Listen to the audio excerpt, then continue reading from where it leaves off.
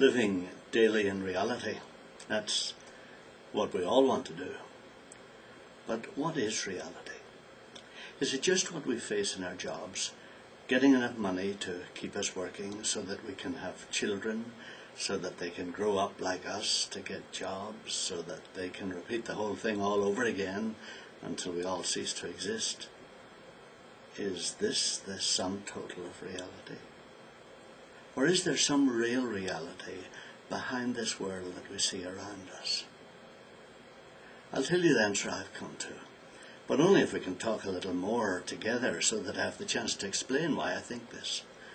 Reality is that you personally have a loving Father who created the universe. He made you inside his only Son so that he could live a unique life in you here on earth. That's reality. Why do I say that? Because about 2,000 years ago, there lived a man who was actually that son of the creator of the universe.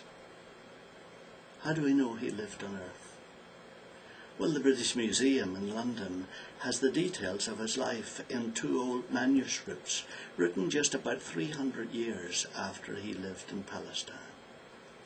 And there are over 4,000 other Greek manuscripts that have the same details. Some of them are dated only 70 years after he died. But besides these, many of the people who knew him wrote and talked about him in their books and letters. And the actual garden in Jerusalem, where he prayed his last prayers before he died, still exists in the very place it was described almost 2,000 years ago.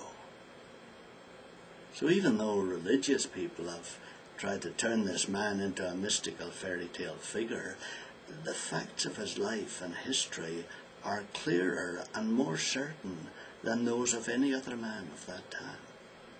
Reality is that he existed with the Creator before the world was made, and that was when your existence was planned. And now remember, I asked you to think with me a little longer so that you can see I'm not some kind of crazy fanatic. So why do I say all this?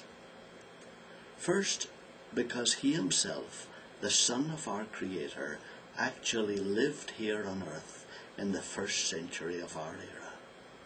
That is, he was born about 6 BC, when the Roman Emperor Caesar Augustus decreed that a census of the whole world should be taken. Quirinius was the governor of Syria, and a man called Joseph, who was the human father of this only son of our Maker, had to go to the town Bethlehem, where he had been born. These facts are all recorded in government records and accepted as history by dozens of contemporary writers, many of whom are not themselves religious people. 50 years later, when many people were still alive who had been in Bethlehem at that time, the account of this Joseph and his miraculous son was circulating in written form throughout the 1st century world. So the history of this unique human being's life is inextricably intertwined with the local and national, political and public figures of the Mediterranean world of the 1st century. In the thousands of historical records, not one questions that this man actually lived on the earth at that time.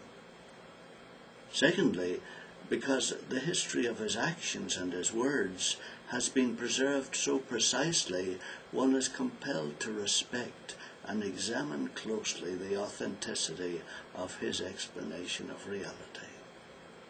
His death and return to life are attested and recorded by ordinary people and by scholars who died because of their eyewitness accounts. So the serious thinker has no option but to delve deeply into the words this person spoke about the Creator that he called Father. If you and I were actually made as part of our Creator's only Son, then our visit here on earth is only a small part of our real existence. And our whole life opens up into something far more spacious and limitless than we ever imagined.